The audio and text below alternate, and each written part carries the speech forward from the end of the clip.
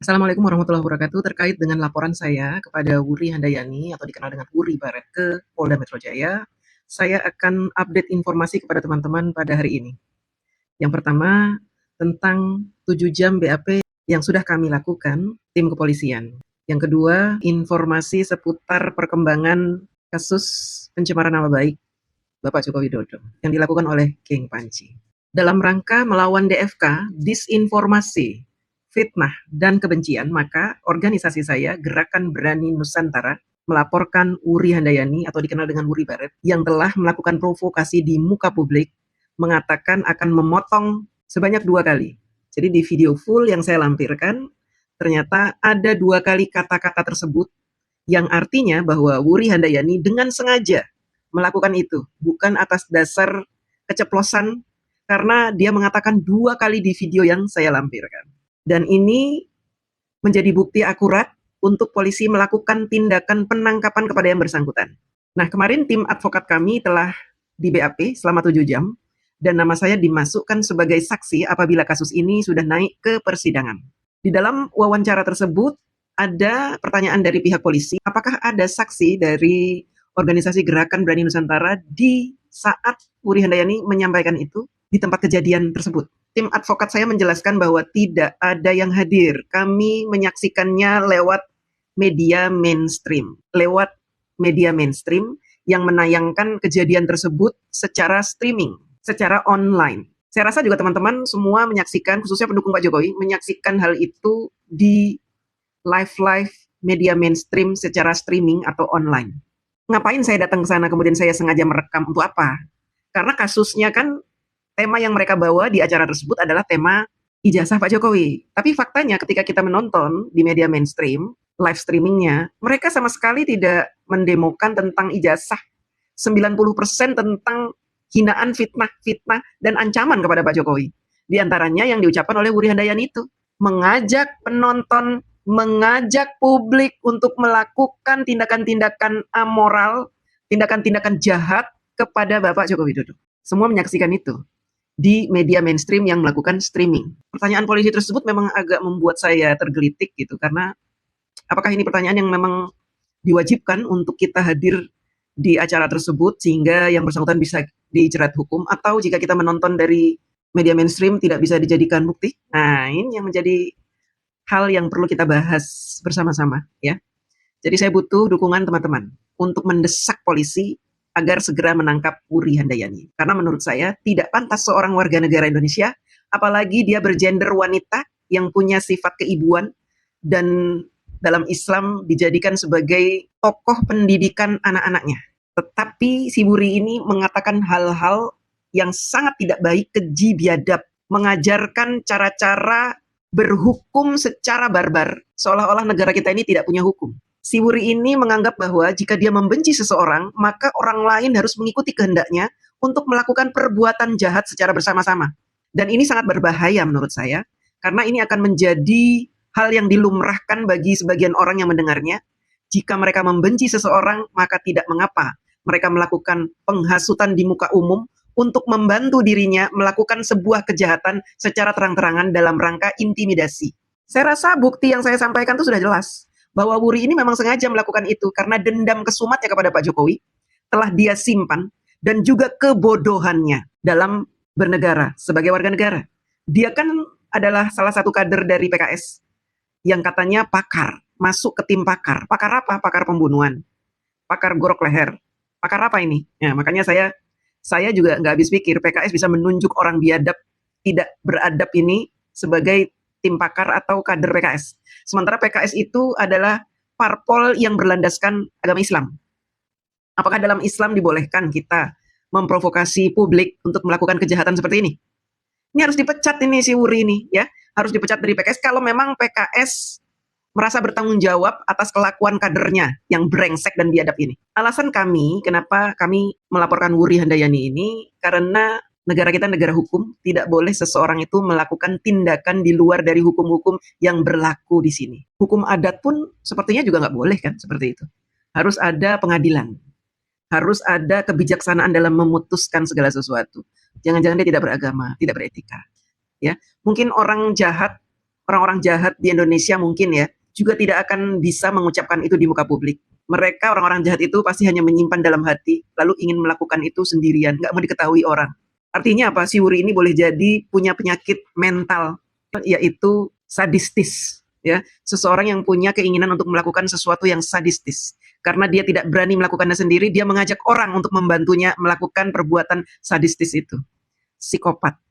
Ya, ini orang psikopat ini tidak layak untuk dibiarkan berkeliaran. Bahaya dia ini. Dia nggak berani melakukan sendiri, dia ajak orang. Nanti dia di muka umum saja dia berani begitu, artinya apa? Bisa jadi di komunitas dia tuh mengajak orang untuk melakukan itu.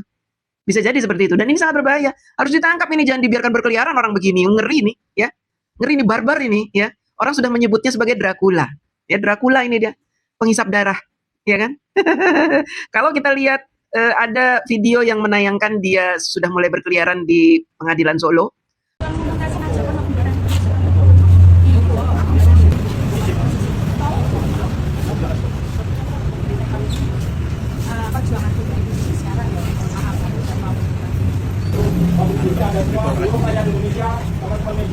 Ada lawyernya. Kalau saya pribadi saya belum bisa speak up, tapi nanti kalau yang di Solo nanti sama Mas Andika, kalau yang di Jakarta insya Allah dengan tim TAKA. Mungkin dalam rangka untuk mencari perlindungan hukum karena dia sudah saya laporkan. Katanya dia sudah menyiapkan pengacara di Jakarta dan di Solo. Silakan saja. Kamu siapkan pengacara yang banyak untuk membela kamu. Saya juga sudah menyiapkan pengacara yang banyak untuk menuntut kamu agar kamu dipenjara secepatnya. Mungkin nanti akan berbondong-bondong pengacara-pengacara yang membela Pak Jokowi akan ikut bergabung bersama saya, bersama advokat Gibran, untuk menuntut kamu.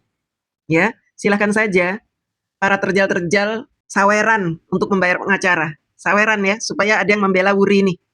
Silakan saja, itu hak kalian untuk mendapatkan pengacara. Tapi jangan dipikir saya diam saja, karena yang membela Pak Jokowi tidak 1-2 orang. Seluruh Indonesia membela Pak Jokowi. Mereka pasti akan menurunkan pengacara-pengacara handal untuk membela Pak Jokowi, agar memasukkan kamu ke dalam penjara. Orang seperti kamu ini tidak boleh berkeliaran. Kurang ajar mulutnya. Ya, kelakuan kamu itu tidak layak bersosialisasi di tengah-tengah masyarakat. Kamu itu orang yang sangat berbahaya. Mulut kamu itu sangat berbahaya untuk didengarkan oleh anak-anak. Berbahaya, kamu bisa menciptakan anak-anak sadis. Ya, mulut kamu itu. Jadi kamu harus dipenjara supaya kamu merenung di dalam penjara, merenungi mulut kamu itu. Karena kamu ngomong itu, aduh, saya ketika ngeliat profil dia ini, saya pikir dia orang profesor doktor apa gimana, ternyata cuma lulusan SMA ya. Ternyata bukan saya melihat pendidikannya, tapi memang kelihatan dari cara dia berbicara. Dari cara dia berbicara yang tidak nyambung, yang ngalor ngidul, halu, penuh kebencian, kedengkian, kesirikan. Akhirnya saya lihat profil dia itu apa gitu, karena dia kan orang PKS katanya pakar. Pakar apa itu? Ternyata nggak jelas pakarnya apa ya. Kira-kira BAP yang kami lakukan di hadapan polisi, kira-kira penjelasannya seperti itu. Kemudian yang kedua, kami melihat bahwa ada gerombolan panci CS itu, kecoa-kecoa yang ada di dalam panci itu datang ke Polda Metro Jaya, mondar-mandir gitu, kayak mencari sesuatu nggak jelas. Kemudian minta telepon ke polisi, bertanya-tanya tentang laporan-laporan, entah laporan apa karena tidak terdengar. Kemudian saya foto. Ini ya, pengacaranya si kecoa panci ini ya. Pengacaranya panci ini. Nah, rupanya dia membawa gerombolan panci-panci rombeng di luar ya. Ketika kami selesai di BAP 7 jam dari siang sampai jam 6 sore, kurang lebih 7 jam, kami keluar dan melihat mereka sangat ramai itu, emak-emak ya, orang-orang tua yang biasa hidup pasukan bodreknya panci itu ya. Ya, saya juga mendapatkan informasi seputar P21-nya si Roy Panci ini. Saya dengar-dengar sih P21-nya akan segera diketok palu, dan katanya pasti P21 tidak mungkin ada SP3 atau penundaan lagi karena sudah sampai ke petinggi-petinggi ya.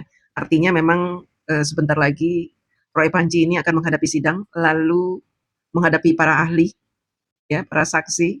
Para ahlinya juga nggak kaleng-kaleng ya, mungkin mereka nanti akan gelagapan di ruang sidang, dan selanjutnya mereka pasti akan menjalani hukuman ya, 12 tahun minimal.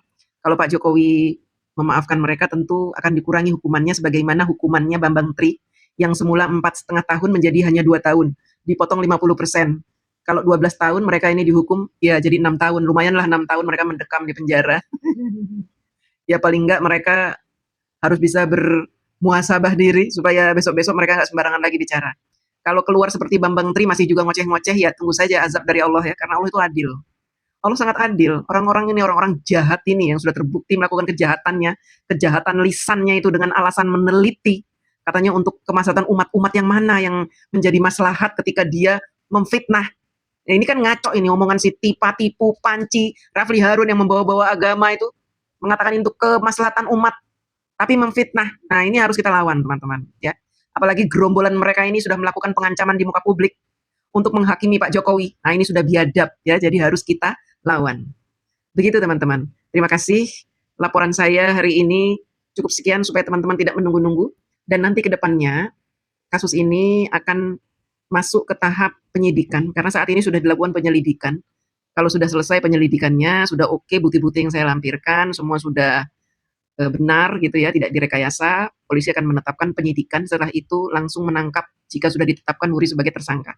Setelah itu naik ke tahap pengadilan dan saya nanti akan datang sebagai saksi, gitu ya. Intimidasi dari kubunya Wuri itu sudah, ya intimidasi nenek-nenek paling didatangkan, nenek-nenek, kakek-kakek orang FPI, HTI sengaja. Mereka memang dendam sama saya, ya kan? Mereka dendam dan kepingin, mengintimidasi saya. Dipikirnya saya akan mundur, saya tidak akan mundur sejengkal pun. Karena saya bergerak maju ini atas dasar kebenaran. Saya melawan kezoliman. Dan saya yakin bahwa apa yang saya lakukan ini semata untuk membela orang yang benar. Saya sudah menyerahkan jiwa raga saya untuk Bapak Jokowi, untuk negara ini, demi kedamaian kita bersama. Terima kasih.